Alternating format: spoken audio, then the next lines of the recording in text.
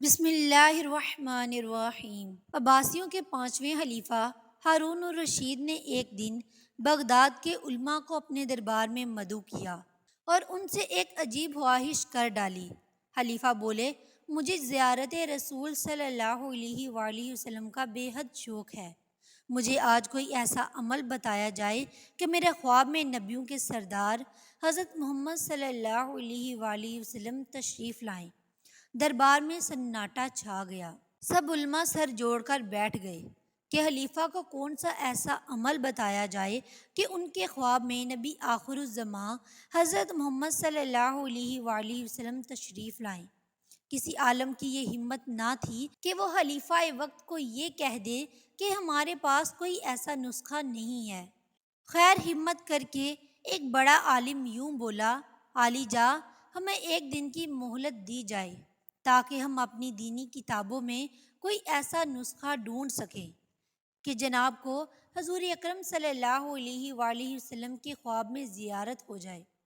خلیفہ نے انہیں ایک دن کا وقت دے دیا اور ساتھ ہی یہ حکم نامہ بھی جاری کر دیا کہ اگر یہ علماء نسخہ تلاش کرنے میں ناکام رہے تو ان سب کو ملک بدر کر دیا جائے گا۔ یہ دن پھر شاہی دربار سجایا گیا۔ تمام علماء حاضر ہوئے۔ خلیفہ کے پوچھنے پر ایک عالم نے ہاتھ جوڑتے ہوئے عرض کی، عالی جا، اس شہر میں صرف ایک ہی شخص ہے جو ایسے معاملات کو حل کر سکتا ہے، اور وہ ہے بھی آپ کا دور کا رشتہ دار۔ خلیفہ ہارون کہنے لگے، کہیں تم بہلول دیوانی کی بات تو نہیں کر رہے؟ جی حضور والا، ایک وہی ہے جو ہر طرح کی گتھی کو سلجھا سکتا ہے، کیونکہ آپ کے سوال کا جواب ہمیں کسی کتاب سے نہیں ملا۔ ٹھیک ہے، بہلول دیوانے کو حاضر کیا جائے، لیکن یاد رکھنا کہ اگر اس نے بھی سوال کا جواب نہ دیا تو تم سب کو ملک سے نکال دیا جائے گا۔ ناظرین گرامی، حضرت واحد بن عمرو ایک نہایت اعلیٰ درجے کے بزرگ تھے جن کو درویش صفتی اور فلسفی ہونے کی وجہ سے بہلول دانا کے نام سے پکارا جاتا تھا۔ ان کا کوئی خاص ٹھکانہ نہ تھا، وہ اکثر ننگے پاؤں ہی رہتے تھے اور جہاں تھک جاتے وہیں پر رات بسر کر لیتے تھے۔ آپ حضرت امام جعفر صادق کے خاص شاگردوں میں سے تھے۔ خیر جب حضرت بہلول کو شاہی حکم ملا کہ آپ کو فوراً دربار شاہی میں حاضر ہونے کا حکم ہوا، حضرت بہلول دانا خلیفہ کے دربار میں نہ جاتے تھے، اسی لیے آپ نے سپاہیوں کے ساتھ جانے سے انکار کر دیا۔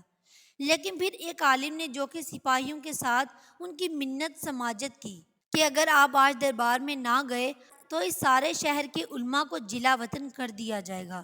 آپ محل کی طرف چل پڑے۔ جب آپ دربار میں پہنچے تو آپ کو بتایا گیا کہ خلیفہ کو ایک ایسا نسخہ چاہیے جس کے بعد اسے پیارے پیغمبر صلی اللہ علیہ وآلہ وسلم کی خواب میں زیارت ہو جائے۔ آپ نے خلیفہ کی طرف ٹکٹکی باندھ کر دیکھا اور فرمانے لگے، بے شک میں خلیفہ صاحب کو زیارت کا نسخہ کیمیا سمجھا دوں گا، لیکن اس کے لیے 2 دن کا وقت درکار ہوگا۔ لیکن شرط یہ ہے کہ عالی جا آپ کو ویسا ہی کرنا ہوگا جیسا میں کہوں گا۔ خلیفہ چونکہ چاہتا تھا کہ سب علماء کا بہلول پر جو بھرم ہے وہ ٹوٹ جائے، اور اگر بہلول سچا ہوا تو مجھے سچ میں 2 دن بعد نسخہ مل جائے گا، اس لیے اس نے حضرت بہلول دانا کی شرط مان لی کہ جیسے وہ کہیں گے خلیفہ 2 دن وہی کریں گے۔ حضرت بہلول خلیفہ ہارون سے فرمانے لگے کہ کل رات کا کھانا آپ نے میری طرف کھانا ہے، میری طرف سے آپ کی دعوت ہے، اور کرنا یہ ہے کہ ابھی سے لے کر کل رات تک آپ نے پانی نہیں پینا ہے۔ خلیفہ نے وعدہ کر لیا کہ ٹھیک ہے، ایسا ہی ہوگا۔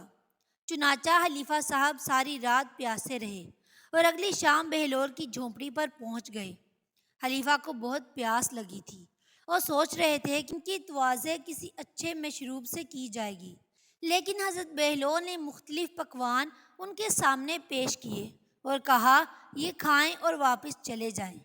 چنانچہ پیاس کی وجہ سے خلیفہ صاحب زیادہ نہ کھا سکے اور واپس محل میں چلے گئے۔ حضرت بہلول نے خلیفہ سے کہا کہ آج رات بھی پانی نہیں پینا، بس آپ آرام سے آج رات سو جائیں، اور کل فجر کے بعد آپ کو جامع مسجد میں ہی نسخہ بتاؤں گا، اور اس کے بعد ہی آپ پانی پی سکیں گے۔ خلیفہ صاحب نے بڑی مشکل سے رات گزاری اور صبح سارا دربار اور علماء مسجد میں جمع تھے کہ بہلول آج وہ نسخہ بتانے والے ہیں کہ جس سے بادشاہ نبی پاک صلی اللہ علیہ وآلہ وسلم کو خواب میں دیکھ سکیں گے۔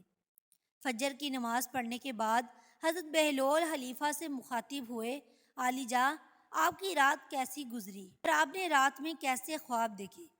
خلیفہ ہارون الرشید کہنے لگے، بہلول ساری رات خواب میں پانی ہی آتا رہا ہے، کبھی پانی پی رہا ہوتا تھا تو کبھی دلکش پانی کے نظارے سامنے آتے تھے، اور ابھی بھی پانی پینے کی ہی چاہت ہے۔ حضرت بہلول نے خود خلیفہ کو پانی پیش کیا اور خلیفہ نے خوب سیر ہو کر پانی پیا۔ اس کے بعد حضرت بہلول فرمانے لگے، جس چیز کی طلب ہمارے اندر شدت اختیار کر جائے کہ ہر وقت ذہن اور سوچ میں بھی وہی چیز ہو، تو پھر وہی کچھ خواب میں بھی نظر آتا ہے۔ زیارت رسول صلی اللہ علیہ وآلہ وسلم کے لیے اپنی طلب میں شدت پیدا کریں۔ خلیفہ صاحب اپنی سوچ کو آپ صلی اللہ علیہ وآلہ وسلم کی یاد سے بھر دیں، دیدار کا انتظار کریں اور اہتمام کریں، تو خود بخود ہی زیارت نصیب ہو جائے گی۔ اللہ پاک ہم سب کو بھی اپنے حبیب صلی اللہ علیہ وآلہ وسلم کی زیارت نصیب فرمائے، آمین۔